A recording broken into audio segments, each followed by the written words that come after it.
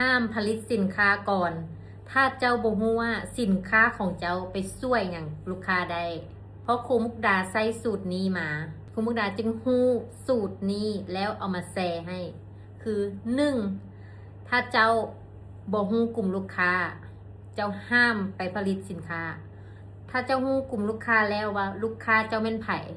เจ้าจึงไปผลิตสินค้านั้นให้ตรงจุด และ 2. เจ้าต้องฮู้ก่อนว่าลูกค้าเจ้าต้องการหยังถ้าเจ้าฮู้จุดเจ็บลูกค้านี้ได้เจ้าจะผลิตสินค้านั้นมาเสิร์ฟให้เขาได้และ